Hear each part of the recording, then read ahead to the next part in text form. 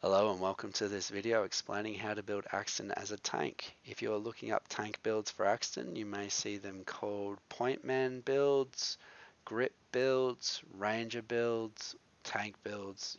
Four common names I would expect you'd probably see if you were to look this up online. Now, the most valuable skill in this build is Grit.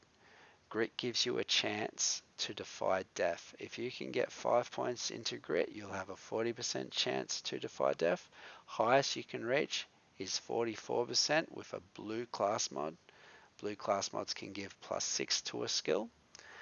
And so we've got some examples here. We've got the Pointman class, Unstoppable Pointman class mod. It will give you bonuses to health regeneration, max health, 6 points to Grit. And the preferable second skill here is Last Ditch Effort. If Grit fails, Last Ditch Effort's going to be what gets you back up. But the Ranger class mod's probably a better option because it gives you bonuses to damage through the critical hit damage that's attached to the class mod. But also, if you can get 5 points to impact as a secondary skill, that'll increase your gun damage by 20%. So, let's have a look. I'm using the legendary class mod because it gives me 40% chance of ignoring death. I can sacrifice 4% to get other survivability skills. So we are using the survival skill tree here to tank up as much as possible. Healthy will increase your max health. This partners really well with Able. So when you shoot an enemy, you will regenerate 12% of your max health over 3 seconds. So that's 4% per second.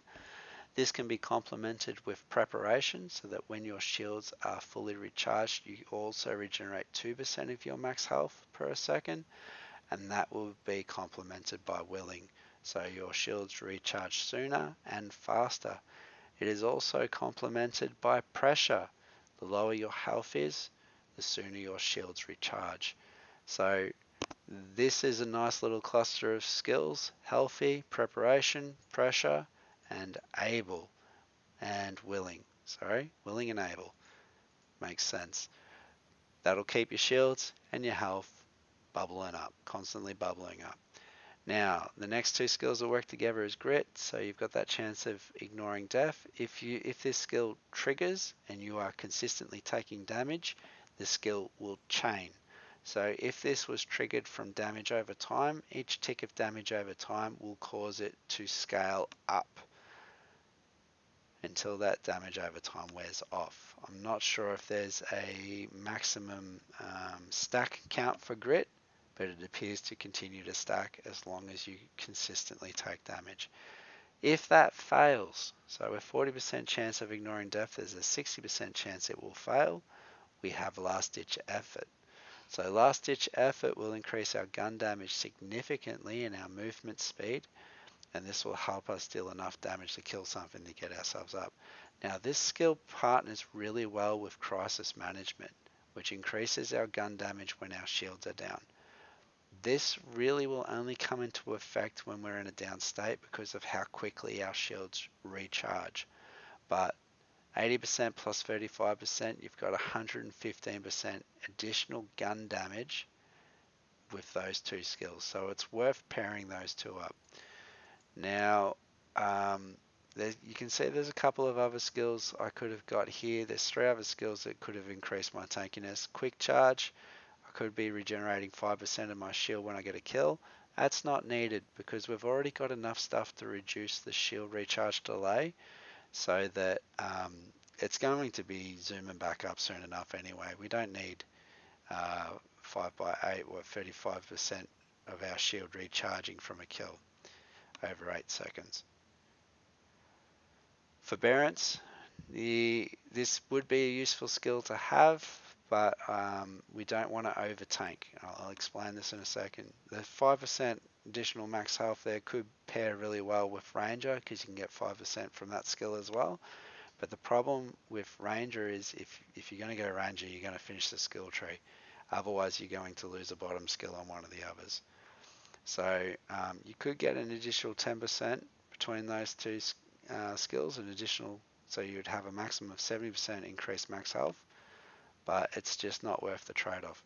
Now, when I say you don't want to overtank, Borderlands 2 is a damage-hungry game. So if you're too tanky, you're not going to be dealing enough damage to kill things quickly. Your fights are going to drag on way too long, and you're not going to have the ammo capacity to endure them. So you still, even if you're going to go tank as Axton, you still need to put points into skills that will increase his damage. So we've got Impact, Metal Storm, Battlefront, which will increase our damage while our turrets are out. We've also got Onslaught, so we get increased damage when enemies are killed. Crisis Management to a lesser effect, as we said before, that's not going to play a role for very long before our shields kick back in.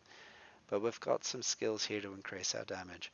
With that, you'll be able to kill enemies quick enough, but still stay tanky enough.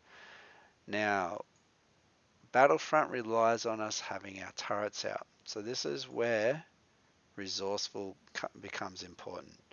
If you're going to use Battlefront, we need to be able to throw those turrets out more often. So max out resourceful so you can do exactly that. And then we've got Gemini, because we've already put enough points in this skill tree to reach the bottom. Those bottom skills are much more powerful than everything else, and they're only worth 1 point, so you nab them every time. We also want longbow turrets, so when our turrets are out, they survive. That extra 110% health will keep them alive so they last their full duration. Except for there will be some exceptional circumstances where they just take too much damage.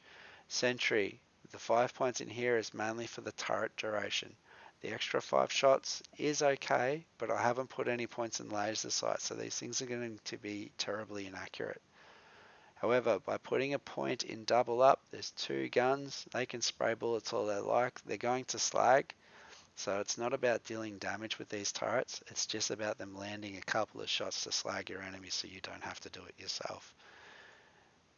So hopefully that explains the skill tree enough. To summarize, you've put points in increasing your max health, your shield capacity, making your shields recharge sooner and faster, having your health constantly regenerating through various means, making your turrets as useful as possible for utility purposes, defying death through grit, and increasing your gun damage so you're not tickling your enemies to death. So I hope you find this build really useful. The other thing I can mention here is you've got a lot of options when it comes to your relic. I'm using Blood of the Seraph because it increases my max health and gives me some additional health regeneration. Some other options here, Breath of the Seraph, so if you do get down and use last ditch effort, crisis management to get yourself back up, you can get bonus damage and health regeneration for a short period of time after you gain your feet again. And that will stop you from getting downed too soon. Blood of Terramorphous, if you can get your hands on this, will increase your health regeneration. You could use the Skin of the Ancients that increases your shield capacity and your resistances. And there's, Protection Relic, shield capacity, recharge rate, or increase your max health. So you got lots of options here. If you can kill Invincibles, getting yourself a Blood of the Seraphs is probably a good option because that gives you 2 benefits rather than just 1. Now the other thing I can tell you is equipping a bee, you can still tank with a bee on with this guy.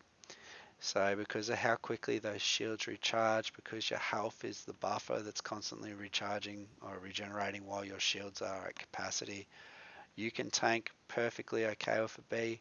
It's great for running around. There will be some encounters where things get a bit tougher and you might want to equip a Neo Generator or an Evolution.